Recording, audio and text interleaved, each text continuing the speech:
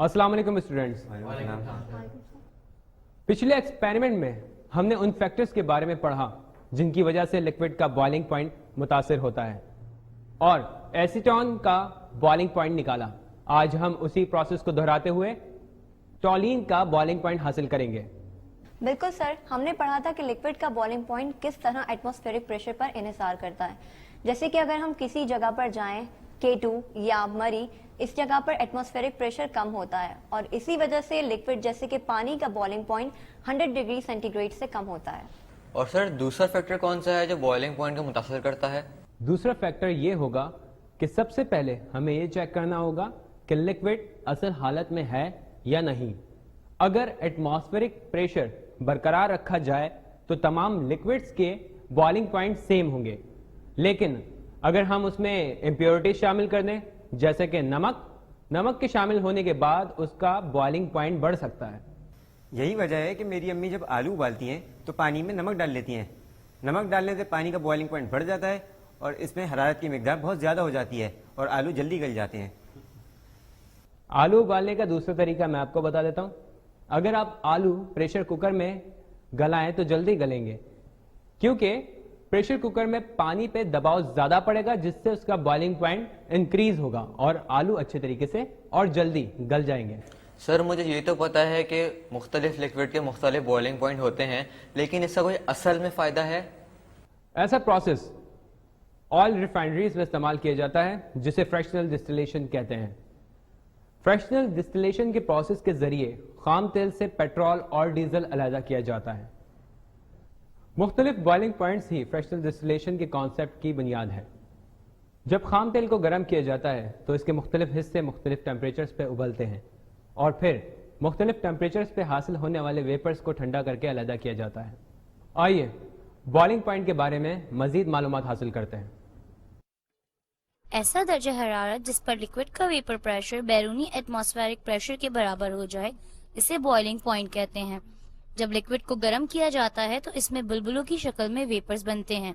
जब लिक्विड का vapour pressure एक मखसूस दर्जा हरारत पर पहुंचकर बैरूनी एटमॉस्फेरिक प्रेशर के बराबर हो जाता है तो बुलबुले बीकर की सतह पर आकर जमा हो जाते हैं और गैस की शक्ल इख्तियार करके हवा में तहलील हो जाते हैं।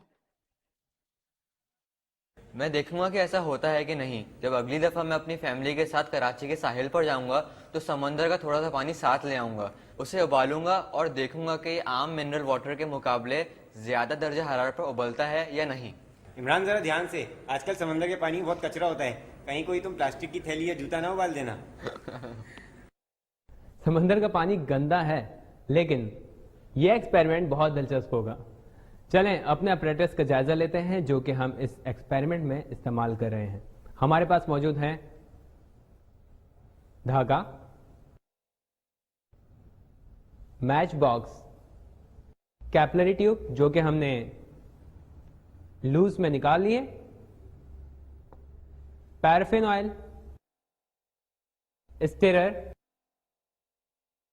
थर्मामीटर, ड्रॉपर,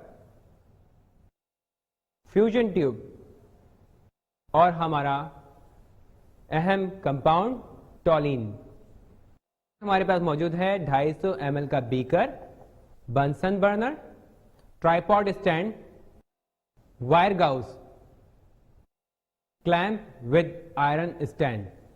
अब हम अपने प्रैक्टिकल का आगाज करते हैं। सबसे पहले हम बंसन बर्नर के ब्लू ऑक्सीडाइजिंग फ्लेम में कैपिलरी ट्यूब का एक हिस्सा बर्न करके वो हिस्सा बंद करेंगे ताकि हम अपने प्रैक्टिकल का आगाज कर सकें।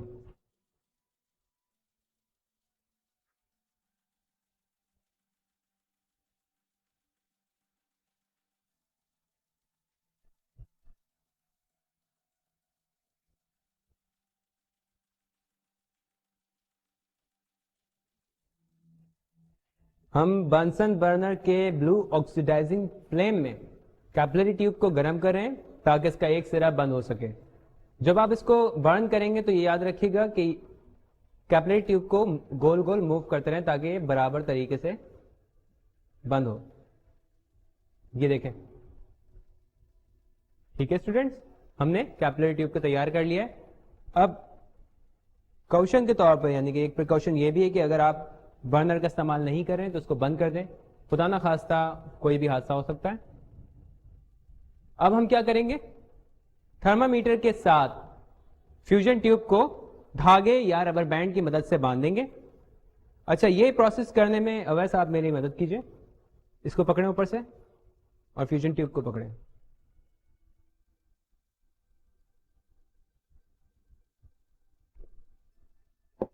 लाई,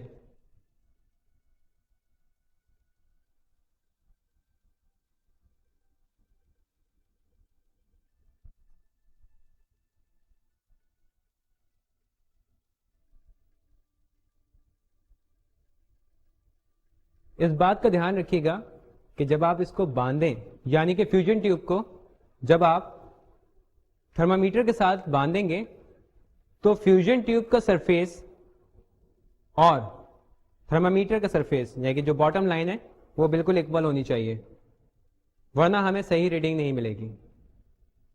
पकड़िए इसको जरा यहां से।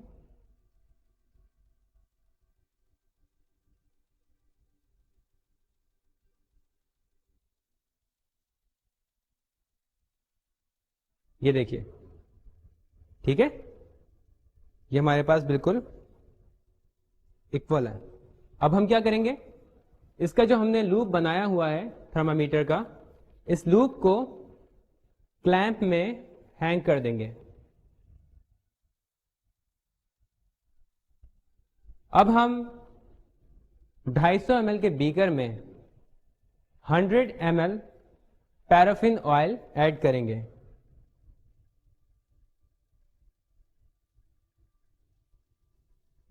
हमने 100 ml पैराफिन ऑयल जो है वो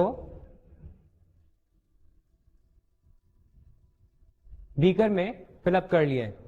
अब हम क्या करेंगे, हम इसको वायर गाउस पे रखेंगे, यानी कि ट्राइपॉड स्टैंड पे।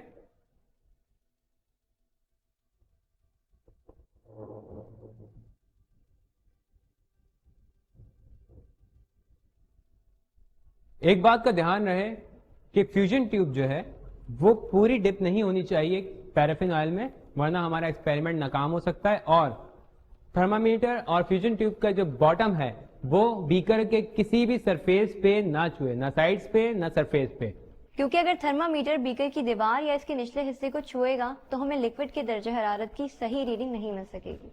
बिल्कुल ठीक। अब हम अपने प्रोसेस को आगे बढ़ाते हैं और टॉलिन कंपाउंड को ड्रॉपर में भर के फ्यूजन ट्यूब में डालेंगे।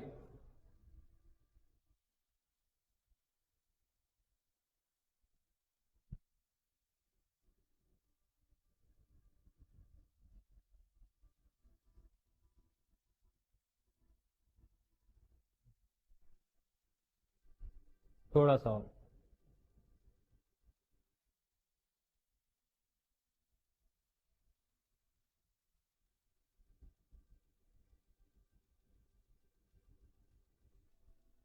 अच्छा स्टूडेंट्स, आपने यकीनन नोट की होगी ये बात कि मैंने फ्यूजन ट्यूब में टॉलिन इतना डाला है कि जो हमारा डिप हुआ हिस्सा है, यानी कि जो हिस्सा पैराफिन ऑयल के अंदर मौजूद है, उस ऑयल में जितना डिप हुआ है फ्यूजन का पोर्शन, उसका भी हमने हाफ जो है वो फिलअप किया है, किससे, अपने टॉलिन कंपाउंड से। अब हम अगला प्रोसेस क्या करेंगे, अगला स्टेप जो हमारा होगा वो ये होगा कि हमने जो कैपिलरी ट्यूब तैयार की थी अपने एक्सपेरिमेंट के लिए, उसका बंद वाला हिस्सा वो ऊपर रखेंगे और खुला हुआ हिस्सा नीचे रखेंगे और इसको फ्यूजन ट्यूब के अंदर डाल देंगे। हमने कैपिलरी ट्यूब को फ्यूजन ट्यूब में डाल दिया है ताकि हम अपने एक्सपेरिमेंट को आगे बढ़ा सकें। अच्छा, हमने कैपिलरी ट्यूब का जो बंद वाला हिस्सा है वो ऊपर इसलिए रखा है, अगर दोनों हिस्से खुले हुए होंगे तो हमारे जो प्रोसेस में, या कि बॉइलिंग प्रोसेस के अंदर वो बबल्स नहीं बन पाएंगे, जिससे हमें ये पता लगेगा कि हमारा जो कंपाउंड है उसका बॉइलिंग पॉइंट क्या है। ठीक है, अब हम क्या करेंगे, हम बर्नर को जलाएंगे। थोड़ा सा इसको स्टैंड को हटा देते हैं इस जगह से। अब हम अपने बंसन बर्नर को जलाएंगे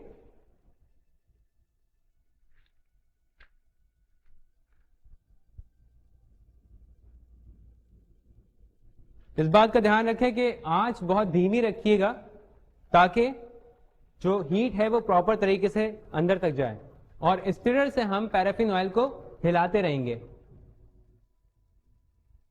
اچھا, کوئی مجھے یہ بتائے گا کہ ہم اسٹرر سے آئل کو کیوں ہلاتے رہیں گے؟ سر مجھے آپ سے یہ سوال پوچھنا تھا ابھی. تو آپ کو اس کا جواب نہیں پتا؟ نہیں سر. چلے میں بتا دیتا ہوں. اس لیے تاکہ ہیٹ جو ہے وہ ہر جگہ یکساں رہے. اس بات کا پھر ایک بار میں بتاتا چلوں کہ اس بات کا دھیان رکھیے گا کہ اسٹرر جو ہے وہ تھرمامیٹر اور فیوژن ٹیوب سے نہ ٹکرائے, اور فیوژن ٹیوب اور تھرمامیٹر کا جو سرفیس ہے یا باٹم ہے وہ بیکر کے کسی بھی حصے سے نہ ٹکرائے, ورنہ ہماری ریڈنگ جو ہے وہ خراب ہو سکتی ہے. دیکھیے ببل بننا شروع ہوئے. سر آئل میں سے بخارات نکل رہے ہیں, میں دیکھتی رہوں گی کیپلری ٹیوب کے کھلے سرے سے کب مستقل بلبلوں کی قطار نکلتی ہے. فیوژن ٹیوب میں ہمیں ببلز نظر آ رہے ہیں, لہذا ہمارا پروسیس کمپلیٹ ہوا, اور اب ہم اس کا ٹیمپریچر نوٹ کریں گے. ہمارے پاس ریڈنگ آئی 110 ڈگری سینٹی گریڈ, یعنی کہ ہمارے کمپاؤنڈ ٹولین کا boiling point 110 degree centigrade ہے. اب ہم برنر کو بند کر دیتے ہیں. سر یہ بتائیں, اس بار ہم نے بیکر کے اندر پانی کی جگہ پیرافین آئل کیوں استعمال کیا ہے؟ ایسا ہم نے اس لیے کیا کیونکہ ہمیں شک تھا ہمارے جو کمپاؤنڈ ٹولین ہے اس کا بوائلنگ پوائنٹ 100 ڈگری سے زیادہ ہوگا, لہٰذا جب بھی ایسی کوئی سچویشن ہو تو ہم پانی کی جگہ پیرافین آئل استعمال کرتے ہیں, کیونکہ پانی خود 100 ڈگری سینٹی گریڈ پہ ابل جاتا ہے. چلے آئیے اب ہم اپنے پروسیس کا, یعنی جو ہم نے پریکٹیکل سر انجام دیا اس کو ایک بار پھر دہراتے ہیں. آج کے پریکٹیکل میں ہم نے ٹولین کا بوائلنگ پوائنٹ معلوم کیا. سب سے پہلے ہم نے فیوژن ٹیوب کو تھرمومیٹر کے ساتھ باندھ کر آئرن اسٹینڈ کے کلیمپ کے ساتھ لٹکا دیا اور اسے 100 cubic centi metre paraffin oil سے بھرے بیکر میں ڈبو دیا. اگلے مرحلے میں فیوژن ٹیوب کو آدھے حصے تک آرگینک لیکوڈ ٹولین سے بھرا اور ایک بند سرے والی کیپلری ٹیوب کو فیوژن ٹیوب کے اندر رکھ دیا. پھر پانی گرم کیا اور جب لیکوڈ ابلنے لگا تو ریڈنگز لیں, جس سے ہمیں معلوم ہوا کہ ٹولین کا boiling point 110 degree centigrade ہے. مجھے امید ہے کہ آپ لوگوں نے آج کا ایکسپیریمنٹ بخوبی سمجھا ہوگا. انشاءاللہ اگلے پریکٹیکل میں ہم دوبارہ ملیں گے. جب تک کے لیے اجازت, اللہ حافظ.